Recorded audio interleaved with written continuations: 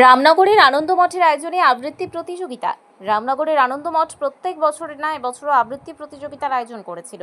রামনগর আনন্দমঠ এবার পুজোয় আনছে চমক। ১৬তম বর্ষের পুজো এবার দক্ষিণ ভারতের এক মন্দিরের আদলে মণ্ডপ নির্মাণ হতে চলেছে।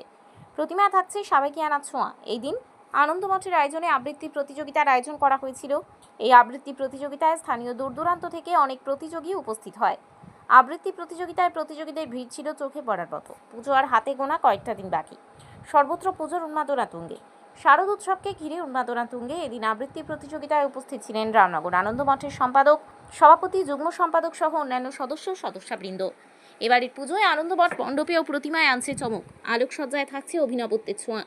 আনন্দমঠের সম্পাদক সুদীপ দাস বলেন, পুজো উপলক্ষে মহালয়ার দিন থাকছে রক্তদান শিবির ও চতুর্থীতে হচ্ছে শুভ উদ্বোধন। রামনগর আনন্দমঠ এই ১৬তম বর্ষে পুজোই পড়ল। আমরা আজ থেকেই এক প্রকার পুজো শুরু হয়ে গেল আমাদের।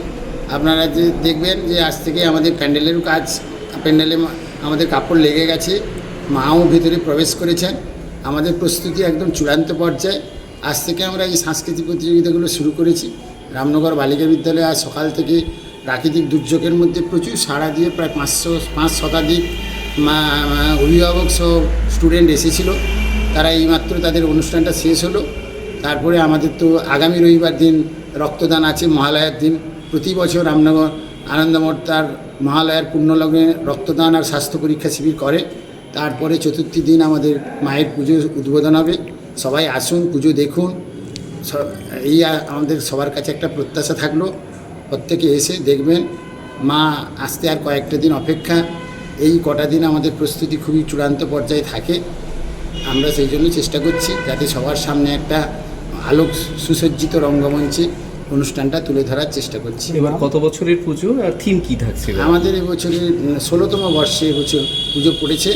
আমাদের দক্ষিণ ভারতের একটি চামুণ্ডেশ্বর মন্দির মতো আমাদের পুজোর মণ্ডপ তৈরি হচ্ছে।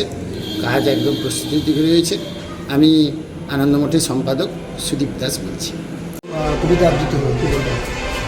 এটা আমরা প্রত্যেক বছরই শারদীয় দুর্গোৎসবের প্রাক্কালে আমরা এই সাংস্কৃতিক প্রতিযোগিতা করে থাকি, অঙ্কন এবং আবৃত্তি প্রতিযোগিতা। এই বছরও সেই দুর্গাপুজোর আঙ্গিকে আমরা সাংস্কৃতিক প্রতিযোগিতা শুরু করেছিলাম।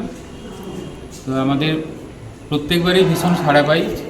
এবারেও প্রায় ৩৫০ জন অঙ্কন প্রতিযোগিতায় অংশগ্রহণ করেছিল এবং আবৃত্তি প্রতিযোগিতায় প্রায় ১১৫ জন অংশগ্রহণ করেছিল।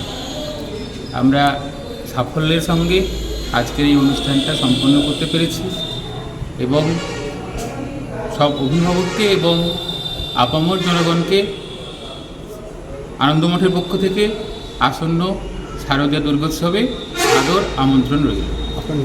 আমি সুহিত জানা, আনন্দমঠের সাংস্কৃতিক সম্পাদক। প্রতি বছরের মতো এবছরও আমরা আনন্দমঠ আয়োজন করেছিল সাংস্কৃতিক প্রতিযোগিতা অঙ্কন এবং আবৃত্তি। সেটা আমরা যথেষ্ট সাড়াও পেয়েছি। এরকম বাজে ওয়েদারে তাও আমরা যথেষ্ট পরিমাণ ছাত্রছাত্রী এখানে পেয়েছি, উপস্থিত হয়েছিল তারা, এবং সফলতার সাথে এটা শেষ হয়েছে। আগামী দিনগুলোতে যাতে এরকম হয় তার জন্য আমি সবাইকে আহ্বান জানাই। আপনার নাম? আমার নাম পুলক জানা, পুজো কমিটির সম্পাদক। রামনগর থেকে নিজস্ব প্রতিনিধির রিপোর্ট, ডিএন আপডেট।